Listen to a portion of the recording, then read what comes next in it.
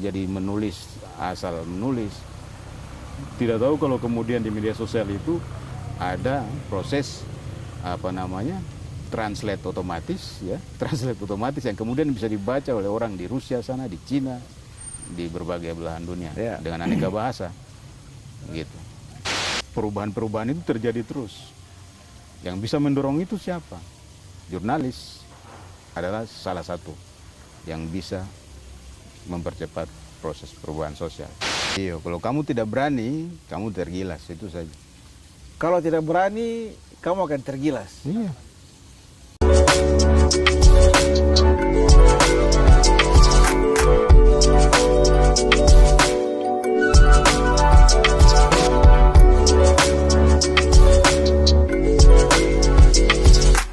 Oke, sahabat Komsos dimanapun berada, jumpa lagi bersama Pojok Komsos.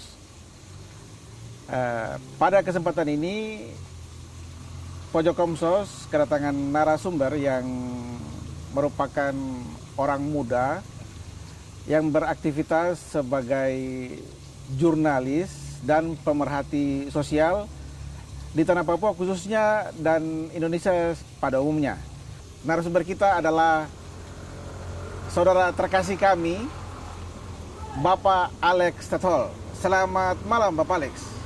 Ya, buka ini aja ya. Ya. Biar kelihatan wajahnya. Wajah yang tidak asing kalau di fak-fak ini sebenarnya ya. Siap. Selamat malam, kawan-kawan Pebram, teman-teman guru semua, juga sobat Komsos di seluruh tanah air. Ya, khusus di Paroki Santo Yosef Fak-Fak, Papua Barat ya. Terima kasih sekali Om Alex sudah menyempatkan diri untuk singgah dan berbincang-bincang bersama Pojok Komsos di channel Komsos Paroki Santo Yosef Fak-Fak. Kesini memang untuk merayakan Natal, kumpul dengan Mader, adik kakak, ya, gitu sekaligus. Terima kasih sebenarnya diundang, diajak untuk bergabung di Pojok Komsos. Pojok Komsos malam siap. Ini. Iya. Oke, silakan Om Alex memperkenalkan diri dulu. Iya, siap. Bukan mengenalkan diri, tapi memperkenalkan diri, ya. Atau mengingatkan ulang. Ya. Iya, saya nama itu sudah Alex Tetol. Dan sehari-hari memang bekerja sebagai jurnalis. Ada 5 tahun terakhir di Manokwari, kurang lebih 5 tahun terakhir di Manokwari. Total memilih jalan hidup menjadi seorang jurnalis ada sekitar 20 tahun terakhir. 20 tahun terakhir. Semenjak selesai kuliah. Dan itu memang sudah pilihan untuk berprofesi sebagai jurnalis. Benar. 100% itu ya? Memilih jalan hidup menjadi jurnalis. Ya, siap. Ya sempat jadi guru, mau ditawarin jadi PNS, ya lewat lah gitu. Saya memilih untuk tetap menjadi jurnalis, konsisten menjadi jurnalis. Jadi kalau kita bicara jurnalis ini kan ada yang cita-cita. Orang ada anak-anak terus mungkin bercita-cita jadi dokter, jadi polisi, jadi pengacara. Latar belakang apa yang membuat Om Alex itu memilih untuk menjadi jurnalis? Apakah berjalan seiring waktu atau memang ada perencanaan? Benar, ini pertanyaan ini sering juga ditanyakan oleh banyak orang ya. Sebenarnya ada 3 hal yang mau saya singgung terkait dengan kemudian memilih menjadi jurnalis. Padahal background saya teknik kimia. Ya. Sekolah teknik kimia. Luar biasa. Kemudian selesai saya memilih untuk menjadi jurnalis. Yang pertama ini sebenarnya pengetahuan ini psikologi, sebenarnya psikologi sosial, psikologi individu ya, personal. Mungkin baru belakangan juga itu baru disampaikan ke publik. Misalkan ya, ada yang menyebutkan bahwa ada keinginan anak-anak, cita-cita anak-anak itu, seorang anak misalnya akan menjadi apa ke depan, itu sebenarnya diisi pada usia 0 sampai 7 tahun itu sebenarnya. Dan saya alami itu sebenarnya. Saya baru sadar setelah mengetahui pengetahuan ini. Itu soal psikologi anak itu. saya ingat-ingat mungkin ada benarnya juga, bahwa saya baru menemukan satu potongan koran, ya. Koran itu saya baru temukan justru beberapa waktu yang lalu, sebelum saya bertugas ke Manokwari. Dari buku-buku peninggalan almarhum Bapak, saya buka-buka, baca, itu ada satu sobekan koran, ya. Tidak digunting dengan rapi sebenarnya, tapi disobek. Koran, kalau warna kertas koran kan putih, ya. Putih, tapi sudah jadi buram, sudah sampai coklat. Itu koran lama, terbitan tahun 1977. Edisinya mingguan, gitu. Saya lihat edisinya mingguan, ya. Itu sekitar bulan Februari, bertepatan 1 tahun setelah saya lahir. Iya. 1 tahun setelah saya lahir. Itu koran Suara Karya, koran lama milik Angkatan Bersenjata kalau tidak salah waktu itu. Nah, rupanya itu ada bagian, ada berita, ada kolom yang rapi begitu, sebagian yang dibaliknya kan disobek, tidak rapi, terputuskan, tapi yang bagian lain, bagian sisi yang lain itu cukup rapi, dan di situ ada berita tentang pertemuan seorang menteri penerangan waktu itu, saya lupa namanya, ya. Harmoko. Harmoko sebelumnya, baru, ya. Baru belakangan tahun 77. Iya. Nah, ada Malik kalau tidak salah, yang kemudian jadi wakil presiden di masa Pak Harto. Itu menteri perhubungan, menteri penerangan yang berkumpul dengan ini. Itu di berita ditulis kulit tinta. Kulit tinta. Iya, kulit tinta begitu. Ya, kita tahu kan pendekatan Orde Baru terhadap media seperti apa tuh. Jadi pers Pancasilais katanya. Nah, di situ. Dan ini buku almarhum Bapak tuh. Jadi saya pikir bisa jadi di usia tadi, jeda antara 0 sampai 7 tahun itu, kita di keinginan orang tua itu menjadi ke anaknya gitu. Diisi menjadi apa, mau jadi kaya, mau jadi susah, miskin, apa itu kan belakangan ada teori kayak begitu. Itu di usia antara 0 sampai 7 tahun mau jadi apa itu. Saya curiga. Saya curiga mungkin itu maksud. Kemudian saya menjadi jurnalis. Ya. Who knows. Iya. Tapi kalau dari tadi teori psikologi anak itu mungkin itu bisa benar. Itu pertama. Yang kedua, saya teknik kimia. Kalau teknik kimia itu berarti matematika, fisika ini sudah selesai. Ya. Tapi bukan cuma dua itu, matematika dan fisika harus selesai. Bahasa Indonesia juga harus selesai. Ya. Itu harus tuntas. Karena kita baca, menyelesaikan soal-soal matematis, fisika, termasuk kimia itu dengan bahasa Indonesia. Kecuali buku teks bahasa asing, Jerman atau Inggris. Bahasa Indonesia harus tuntas. Bagaimana kita mau menyelesaikan soal-soal matematika, fisika, kimia, kalau literasi kita lemah? Iya. Jadi ini salah satu pemantik juga ini. Itu dia. Kelemahan kita justru banyak di literasi. Ya. Gitu. Kita mau paksa anak-anak untuk pandai, cerdas di matematika, fisika, atau kimia. Tapi kalau dia lemah di literasi, akan sulit dia terima itu. Karena untuk menyelesaikan soal-soal ilmu pasti, literasi harus, bahasa Indonesia harus tuntas. Ya makin sulit lah literasi zaman kini dengan media sosial ini. Itu makin berat. Orang jadi menulis, asal menulis. Tidak tahu kalau kemudian di media sosial itu ada proses translate otomatis, translate otomatis yang kemudian bisa dibaca oleh orang di Rusia sana, di Cina, di berbagai belahan dunia dengan aneka bahasa, gitu. Literasi harus bagus, termasuk di media sosial sekarang. Gitu. Nah, saya kenapa kemudian memilih menjadi jurnalis itu, salah satu itu. Secara khusus kami yang angkatan kita ini kan mengalami masa perubahan, ini tinjauan filosofis dari sisi filosofis. Kalau tadi soal psikologi anak itu, kemudian soal teknis matematis, lalu ini soal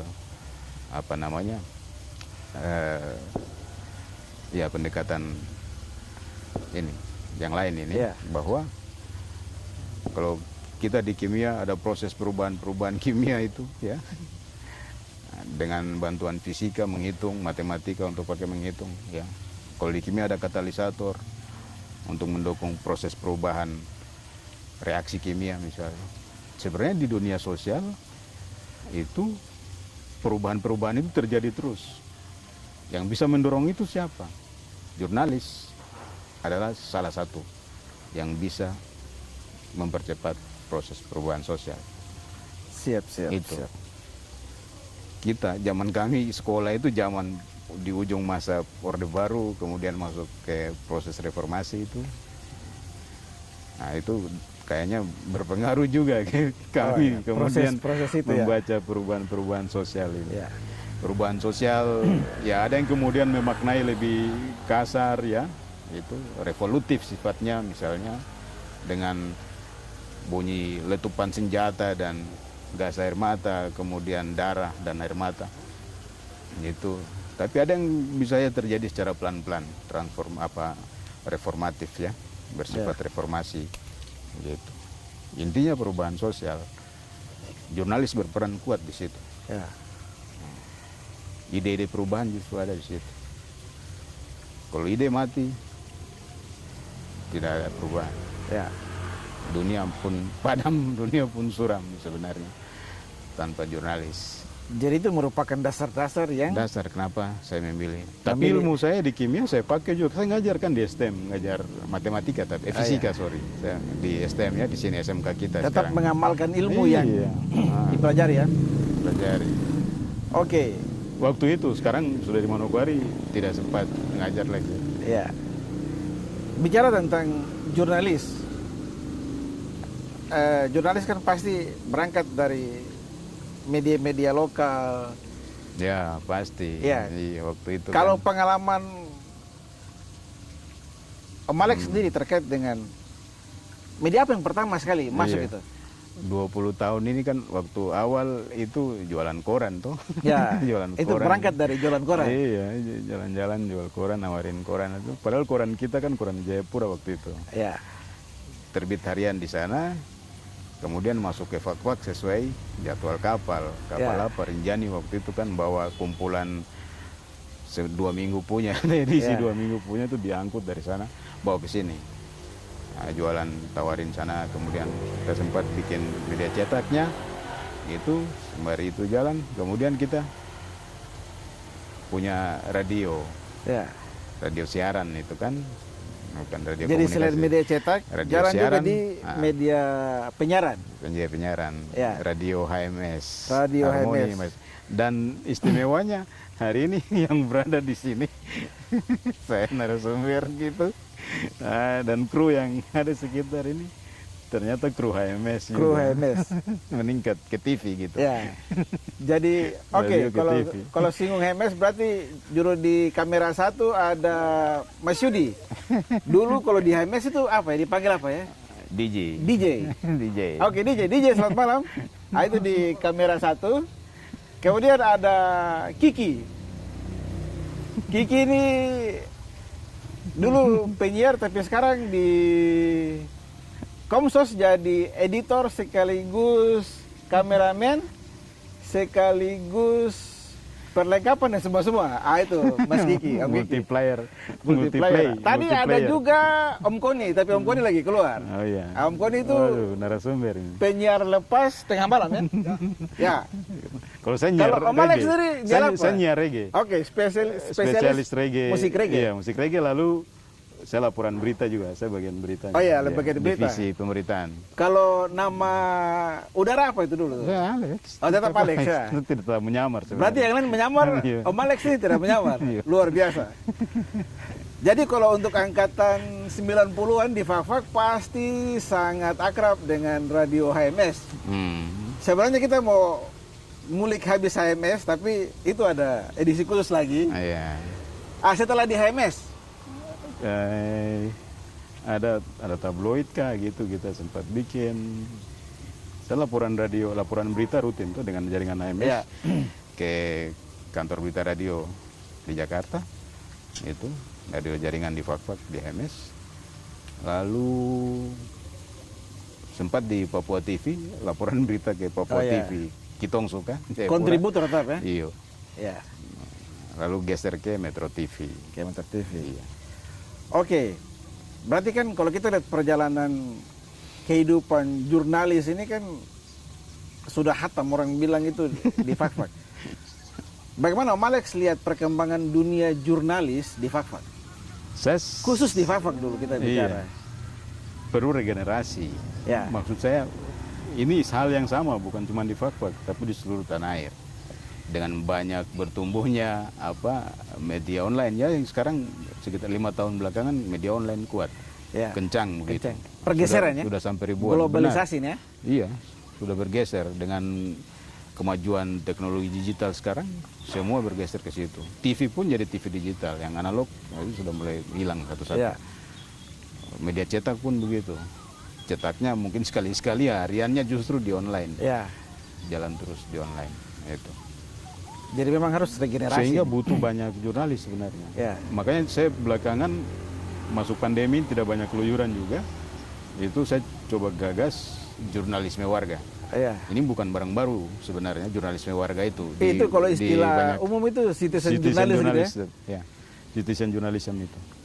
Nah, saya kerjakan itu dengan memang boleh disebut begitu klasifikasinya karena produk output dari proses diskusinya, workshopnya itu ada yang mau serius jadi jurnalis tersedia, banyak media online kita punya tersedia, silakan. Yang penting serius gitu mau tekuni kan.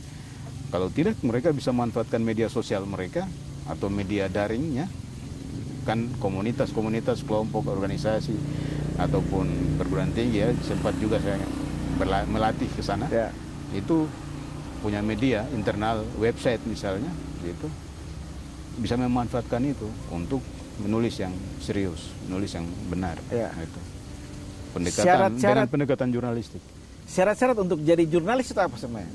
Kalau ada profesi lain syarat-syaratnya apa begitu? Kalau di jurnalis sendiri apa sih sebenarnya sih? Tekun aja. Tekun saja. Iya.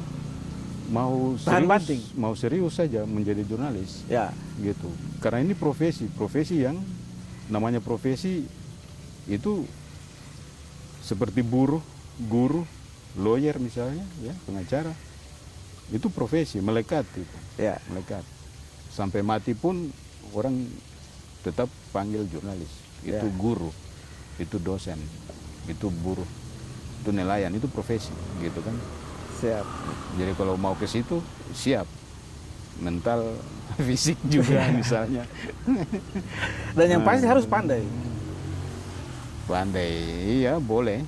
Belajar sepanjang hayat sih sebenarnya. Bukan berarti pandai dulu baru jadi jurnalis. Tidak mutlak juga kan, gitu. Sama lah orang harus juga berpengetahuan benar dulu soal untuk menjadi guru misalnya. Baru ke sana kan ada sekolahnya. Jurnalis pun ada sekolahnya. Tapi tadi soal bahasa Indonesia ini memang harus kuasai baik. Ya, tata bahasa itu segala dasar macam itu dasar sekali. Karena tidak mungkin menyampaikan hal yang bahasanya tidak kena ya. Iya, di materi yang saya bagi dalam proses latih-latih itu saya selalu singgung kalau ini kembali kelas 3 SD, buka aja buku kelas 3 SD itu tata bahasa dari situ. Ya. Bahasa Indonesia. Kita bicara jurnalis ini tidak lepas dari kehidupan menggereja. Setuju. Gereja juga kan sebagai ini ada pewartaan yang memang harus disampaikan. Gereja seharusnya menjadi teladan dalam ini proses-proses perubahan. Bicara jurnalis tadi kita tetap menyinggung soal perubahan sosial, gitu. Tidak bisa mistifikasi melulu. Ke atas saja, tapi juga soal horizontal. Kenapa?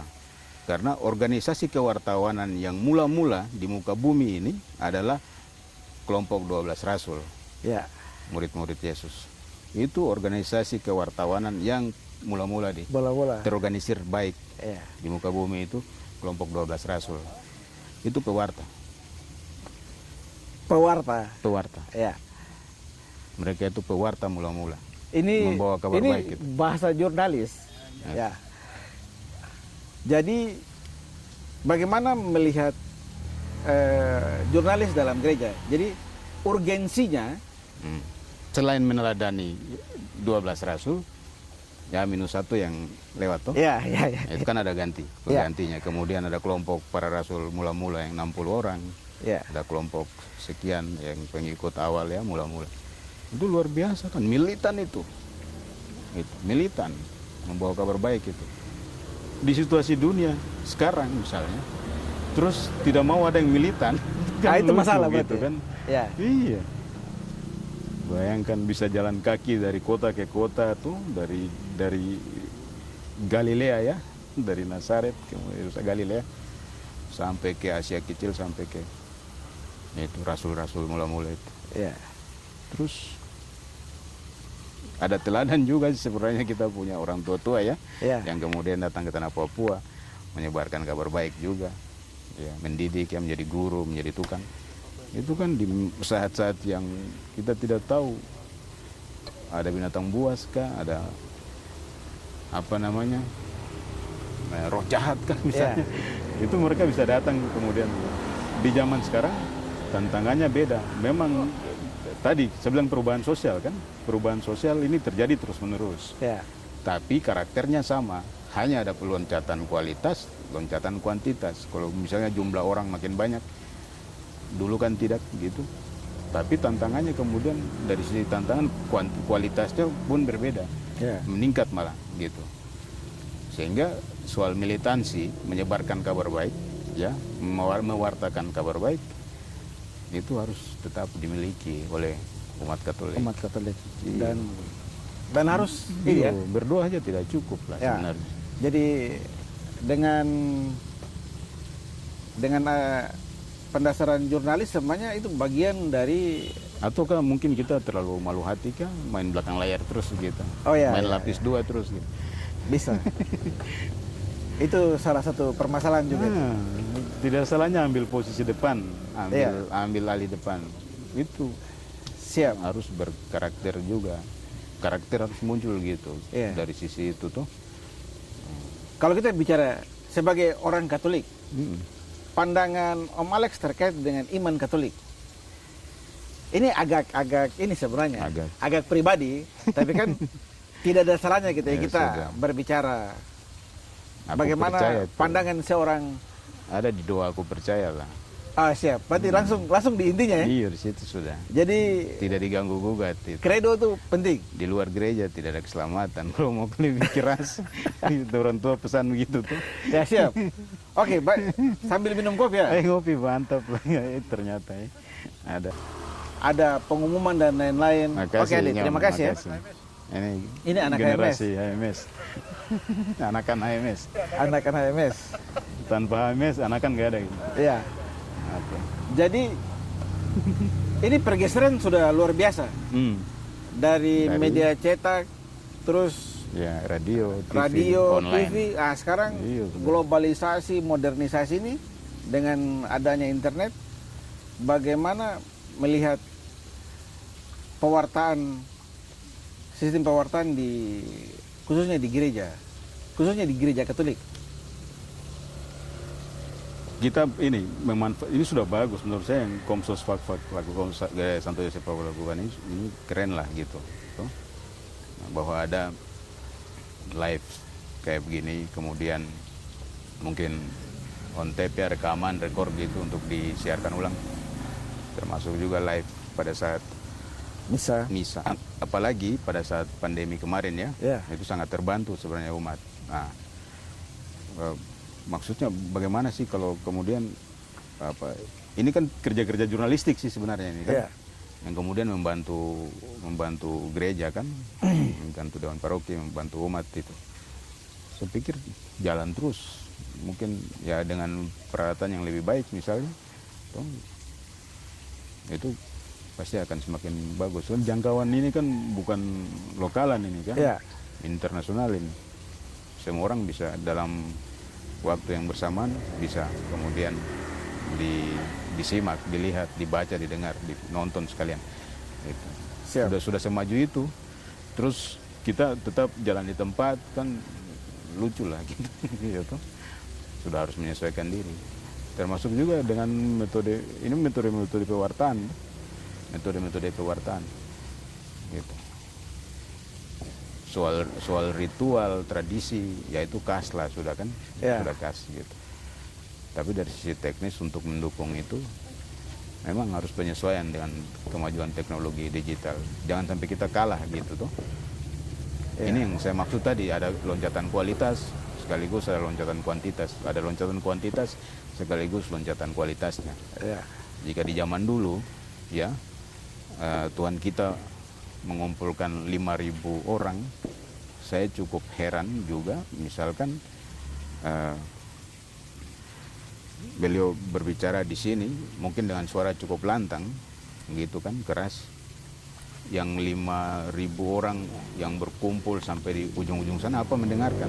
Dulu kan belum ada ini megafon kan, gitu kan, gitu, belum ada toa, apa metodenya sehingga yang di ujung sana paling ujung, apalagi di situ berisik, anak-anak juga yang berkumpul kan, itu 5.000 orang laki-laki, belum yang perempuan 2 kali kan, anak-anak 3 kali, gitu. Apa mendengarkan yang di ujung sana? Belum ada toa, belum ada megafon, dia kan, mic ini, gitu. Apa yang dipakai? Siap. Sekarang dari sisi teknologi begitu maju. Kita bicara di sini bisik-bisik saja, orang di ujung Amerika bisa dengar. Di ujung Rusia bisa dengar. Betul. Ya, berarti untuk mewartakan itu memang harus berani. Harus berani. Terutama harus mewartakan kabar sukacita ya. Iya. Siap. Kabar baik. Good news. Good news ya. Pandangan Om Alex terkait dengan kehidupan sosial Indonesia umumnya dan Papua khususnya. Perubahan sosial itu kan tidak berakhir, tidak akan pernah berakhir. Itu akan terus melakukan perubahan. Kalau tidak pernah ada perubahan sosial, hari ini dinosaurus masih hidup. Ya. Gitu. Dan proses itu terjadi alamiah juga, tapi bisa dengan katalisator untuk mempercepat proses-proses perubahan. Ya. Itu. Jurnalis berperan di situ. Nah, kadang-kadang kemudian kita memaknai perubahan itu secara serampangan, gitu. Mungkin juga pasrah. Ini berkaitan dengan tingkat kesadaran, gitu, bahwa perubahan sosial selamanya tidak bisa ditunggu-tunggu. Harus ada yang bergerak. Ya. Harus ada yang bergerak untuk memulai, untuk melakukan perubahan. Di mana-mana begitu. Mulai dari kelompok kecil seperti kelompok awal organisasi pewarta tadi yang saya maksud ya, kelompok 12 Rasul. Itu mendorong perubahan. Gitu. Jadi bukan soal saja mengabarkan kabar baik yang begitu, tapi situasi sosial saat itu menentukan. Nah, situasi sekarang pun begitu. Perubahan-perubahan sosial hari ini harus terus dilakukan, jangan pernah berhenti, tapi dengan metodologi-metodologi yang harus disiapkan baik juga. Ya. Gitu. Kan tidak selamanya perubahan sosial harus diartikan konflik misalnya, konflik yang diartikan juga dengan bunyi letupan senjata, gas air mata dan darah dan air mata. Tidak melulu begitu. Bahwa kita bisa mendorong perubahan-perubahan sosial. Kalau masalah individu selesaikan individual, gitu. Ya. Tapi kalau masalah sosial harus selesaikan secara sosial bersama-sama. Itu baru bisa. Hari ini ada satu orang mungkin punya masalah keluarga, ekonomi.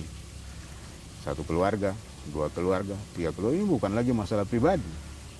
Ini bukan lagi masalah individual. Ini sudah masalah sosial. Ya. Jadi harus diselesaikan secara sosial, secara bersama-sama. Akar masalahnya apa? Diselesaikan. Gitu. Siapa yang mau tahu kalau kemudian ada masalah di sini, ada masalah di sini, ada masalah yang sama di mana-mana? Jurnalis bisa membantu di wilayah itu sebenarnya. Kadang kan orang memandang jurnalis juga ya miring gitu tuh. Mungkin karena berita-beritanya mungkin sensitif, misalnya menyinggung para pelaku-pelaku kejahatan ya, yang kemudian menyebabkan kondisi sosial rakyat itu seperti itu. Itu kan jurnalis ambil risiko itu. Ya, kadang dicurigai, dituduh, bahkan segala macam hal buruk begitu kan, diserang gitu. Ada tindakan fisik selain non fisik ya, verbal misalnya terhadap para jurnalis yang bekerja untuk mendorong perubahan-perubahan sosial ya. Gitu. Masa orang mabuk mau kita pilih duduk di parlemen misalnya? Ya. Itu yang gila siapa sih? Rakyat kah? Yang memilih kah atau yang dipilih? Itu contohnya saja. Apa gitu loh yang mau kita harap dari orang mabuk mewakili kita? Misalnya, itu contoh kasus. Gitu. Kita udah tahu orang ini pernah berkasus korupsi, masih mau lagi kita calonkan dia di parlemen misalnya, atau majukan dia menjadi pimpinan daerah, kan lucu. Yang gila ini rakyat kan atau siapa yang mau dipilih? Begitu. Jadi memang sebagai jurnalis itu harus melihat secara komprehensif ya. Oke, berarti memang untuk jadi jurnalis ini sangat luar biasa dan membutuhkan segala. Kalau cuman kita tulis-tulis, tapi minum kopi dulu. Tulis-tulis klarifikasi dari pihak pemerintahan misalnya. Iya tuh. Itu seolah-olah jurnalisme sebenarnya. Ya. Minum kopi. Itu seolah-olah jurnalistik. Ngopi dulu, coy, seruput kopinya. Ada kan banyak masalah di sekitar kita yang bisa kita tulis tuh. Banyak sekali. Karena ini terkait dengan kehidupan sosial ini ya. Iya. Karena itu, kalau melulu klarifikasi, mending kita dorong publik untuk menulis. Jurnalisme warga, saya malah tambahkan netizen memanfaatkan dunia maya tuh, citizen jurnalistik itu, citizen jurnalism itu, untuk kemudian menulis hal-hal di sekitar kita. Gitu. Jalan rusak yang berlubang tulis, foto taruh di Facebook, tulis yang rapi, gitu. Bahasa Indonesia yang baik supaya Amerika juga tahu. Karena dana otsus dari bantuan asing tuh, dipakai untuk apa nih? Ada pohon yang ditebang di hutan sana, di pinggir kampung sana oleh tidak jelas, difoto, ditulis yang rapi. Satu pohon merbau tumbang akibat ditebang oleh orang tidak dikenal. Gitu. Peristiwa terjadi, dikasih tahu waktu 5W1 hanya masuk semua. Gitu. Menurut saksi mata, siapa namanya itu ditulis gitu. Kalau berani. Saya pikir orang berani, orang di Papua kan berani. Jangan andalkan muka jahat saja baru tidak berani bicara hal yang benar. Iya kan? Kalau begitu, takut nanti saya tidak dapat bantuan. Bantuan dari mana yang kau takut? Tanam keladi lah. Itu ditulis menurut saksi mata, namanya siapa gitu, menyebutkan itu tumbang sekitar jam sekian oleh kita mendengar bunyi mesin chainsaw misalnya. Diceritakan kayak begitu. 5W1H. Itu apa tuh? What, when, where, why. What, when, who, why, where, how. Oh ya, itu dasar sekali jurnalis itu. Itu rumusan yang bagus sudah ya. Dasar lah. Dasar ya. Untuk dasar ya. Jadi tulis berita memang harus berpatokan di situ. Harus ada isi itu. Ada keterangan tentang kapan, siapa, bagaimana itu, kenapa, siapa yang apa yang bisa jadi narasumber. Otomatis ada yang dari narasumber siapa kan? Siap. Atau siapa pelaku, siapa korban. Oke. Om Alex sendiri, saya minta pesan-pesan kepada generasi muda Katolik, khususnya generasi muda Katolik. Iya, kalau kamu tidak berani, kamu tergilas, itu saja. Kalau tidak berani, kamu akan tergilas. Iya. Kalau tidak berani, tergilas. Ya. Sebagai umat Katolik, sebagai orang Katolik harus berani. Harus berani. Harus berani. Harus berani berbicara. Berani bicara, berani tampil. Mau sembunyi-sembunyi untuk apa? Belakang layar terus. Siap. Barang rusak banyak ini harus kita tampil untuk bicara perbaiki. Karena tugas orang Katolik adalah mewartakan kebenaran itu. Iya. Kita ahli warisnya tuh. Siap. Oke, rupanya tanpa sadar kita sudah terlalu panjang berbicara. Dan ini sesuatu sekali. Apalagi ada alumni HMS semua yang di sini. Ini luar biasa. Seruput kopi. Minum kopi. Jadi sahabat Kompas dimanapun berada, demikian perbincangan kami dengan Alex Sethol yang memang sepanjang hidup ini mengabdikan diri sebagai kuli tinta. Iya. Jurnalis senior di Fakfak juga. Terima kasih Om Alex sudah menyempatkan waktu di tengah liburan Natal bersama keluarga, masih bisa menyempatkan diri untuk bersama kami di Komsos. Siap. Masih ada satu hal, memang sebenarnya Om Alex mau transfer ilmu ke kita, tapi ini pas saat liburan juga. Jadi, di putaran berikut. Jadi putaran berikut pasti ada ini ya. Workshop. Ada workshop jurnalis yang dibuat oleh sekaligus narasumber kepada orang muda Katolik di Paroki Santo Yosef Fakfak maupun di Kabupaten Fakfak yang ingin mengetahui lebih detail terkait dengan jurnalis. Oke, terima kasih Om Alex.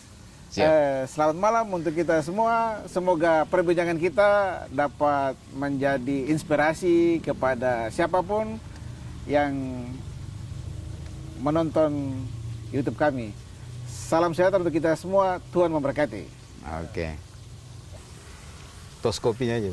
Tos. Seruput kopinya.